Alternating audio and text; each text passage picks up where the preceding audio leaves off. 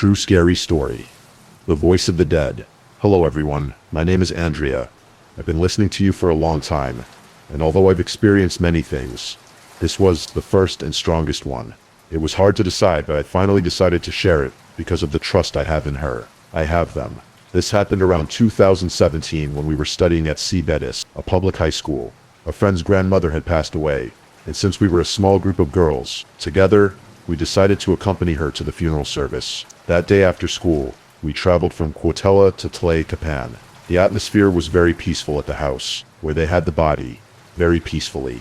There was a long corridor that led to a room where they had the body. We didn't go in, we just hugged. Our friend and I sat down for prayer. The chairs were arranged along the aisle, and I stayed until back there, almost facing the street. In the middle of a prayer, out of nowhere, I heard that someone whispered my name very clearly in my ear, Andrea. I turned to the left, very scared, but there was no one there. I stood motionless, thinking maybe it was my nerves. But when I turned to the other side, I saw one of my friends with the same scared look on her face as me. "Did you hear that?" she asked. I nodded. We smiled at each other nervously, and remained silent. In the end we discussed it with the others.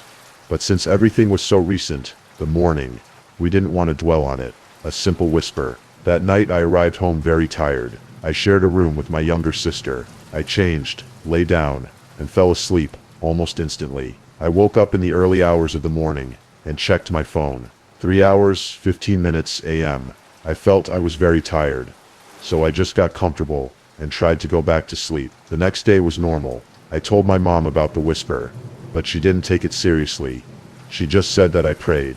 That night, although I was restless, I was able to fall asleep quite quickly, but I woke up in the middle of the night.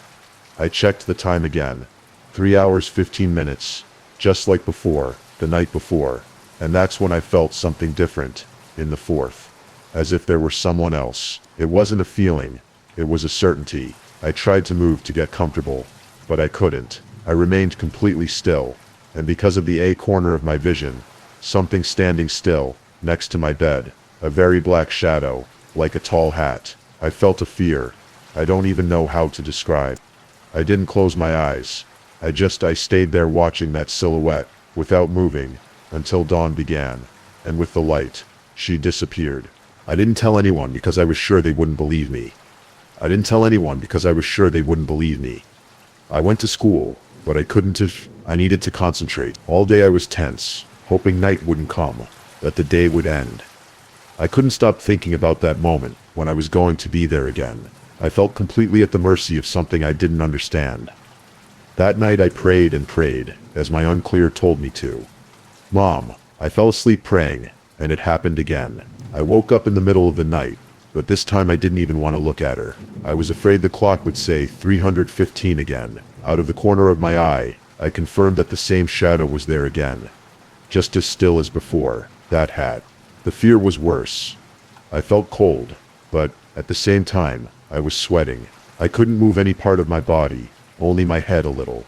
I was trying to convince myself it was sleep paralysis, that it happens, that it's common, but I was perfectly conscious. She was fully awake. With all the strength I could muster, I began to softly call my sister, Fernanda.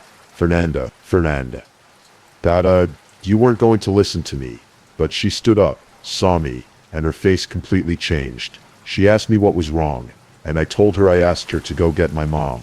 My mom came in with the Bible in her hand.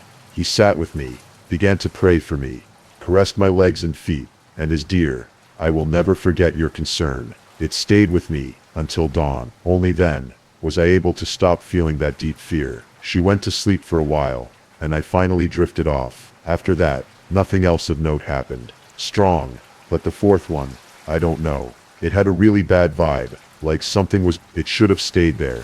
More things happened. Voices were heard, when no one was there. The lights went out. They kept turning off by themselves, but I never felt that fear again like that night. Not really. To date, no one sleeps in that room. I don't understand if it has a connection.